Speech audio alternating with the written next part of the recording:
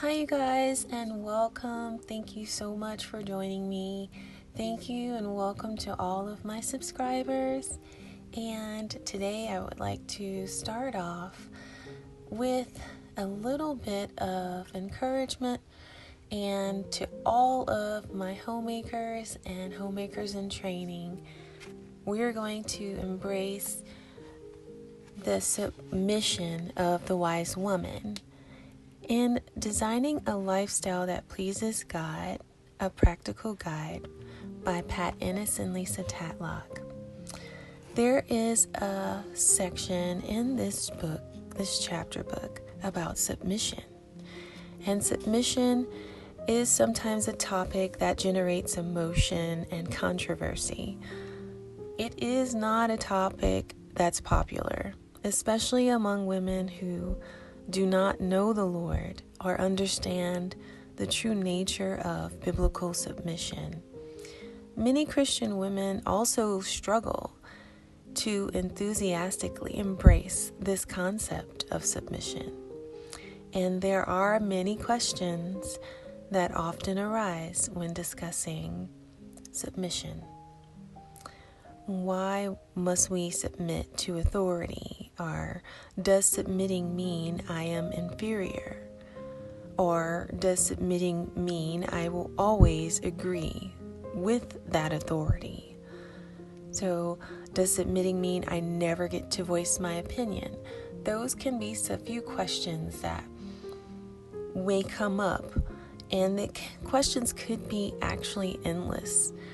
Scripture gives us clear principles regarding the nature of submission, and these principles can be applied to these questions and many questions that we may have regarding how women are to submit and how Christians in general are to submit. 1 Peter 5:6-7 states, "Therefore humble yourselves under the mighty hand of God, that he may exalt you at the proper time, casting all your anxiety on him, because he cares for you." God cares for us, and we are definitely supposed to and should submit to our Heavenly Father. And submission is often identified as a woman's issue rather than a biblical issue. But, however, the principle of submission seen in Scripture is a requirement for all Christians. Submission, from a biblical perspective, can be defined as accepting God-given authorities. Submission is practically applied when we willingly choose to place ourselves under the authority of another person. All Christians, male or female, are required to practice the principle of submission. Alexander Strauss suggests the word submission can hardly be used in our culture without misunderstanding and strong disdain. It is loaded with negative, provocative connotations, yet submission is a biblical word and a Christian virtue. Now, the word virtue, the definition means it is a character trait, quality, or feature that should be seen in all of us Christians. Virtues are those character traits that have merit or value. We who view submission as a virtue view it as a positive character trait. This is in contrast to how the world views submission. So, as Romans 13:1-2 says, every person is to be subject to the governing authorities. For there is no authority except from God, and those which exist are established by God. Therefore, whoever resists authority has opposed the ordinance of God, and they who have opposed will receive condemnation upon themselves. You see, Scripture is clear that we are to respect our governing authorities, male, female, all Christians. We may not always agree with every policy or procedure, but we are called to be submissive unless they require us to be disobedient to God's word.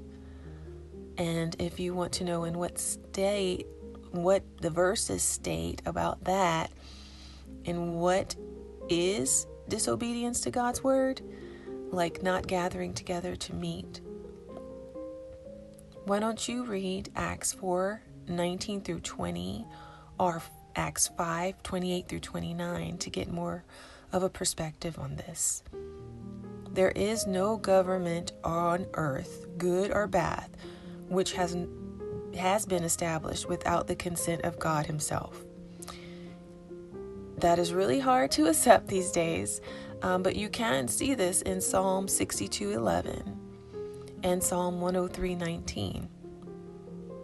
So we apply this type of submission by complying with the laws and regulations, for example, obeying driving laws and paying taxes. And if we want to change something, then we can always vote for that change. And pray, as we're instructed to do, is to pray for our leaders. And definitely always just know that everything has been ordained by God and is in his will. So that is something we must accept.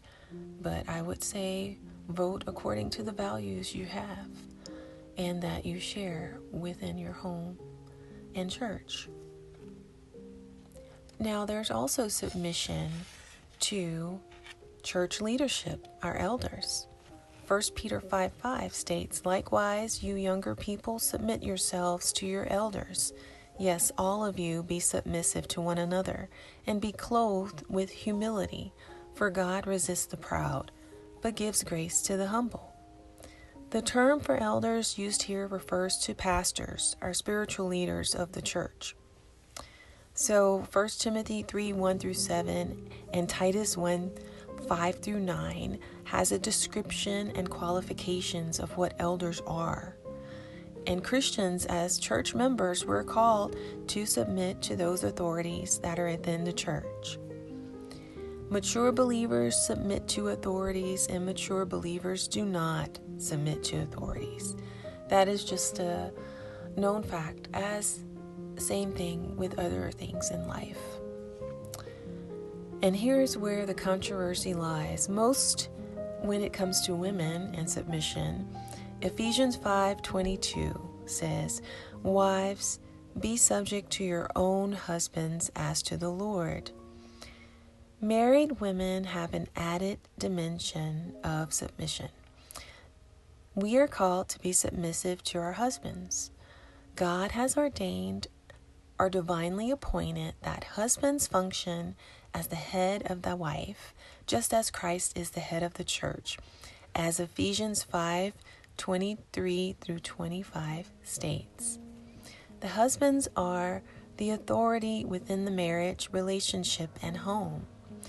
And just as Pat Ennis and Lisa Tatlock writes in the book, God knew the home would need leadership and a structure with the two sinful people living under one roof.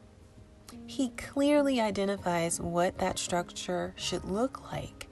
A married woman is called to willingly submit to her husband.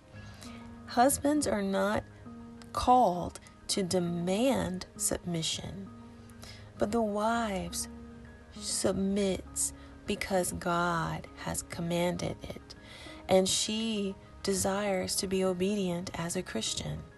So she submits in obedience, just as fellow believers submit to other forms of authority like government and church and employers.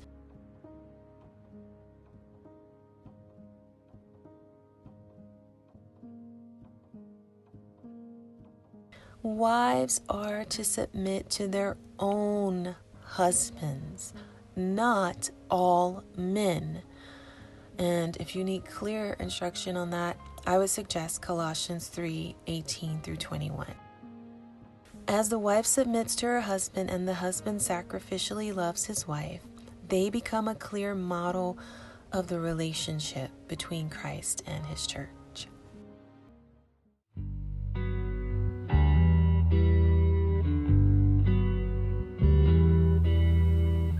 The summer rains have gone, August comes along, and its gold fills the air.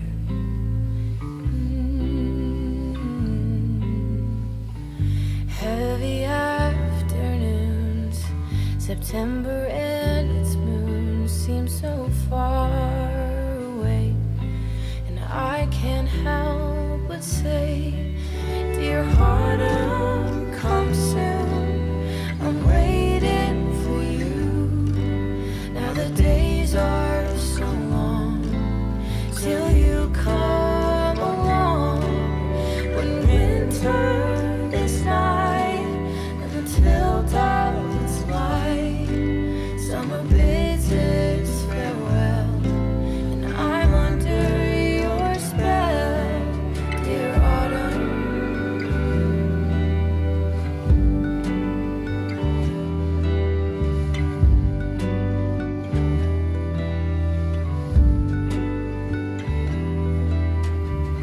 A chill is in the breeze, where I long to be, in a mountain range, somewhere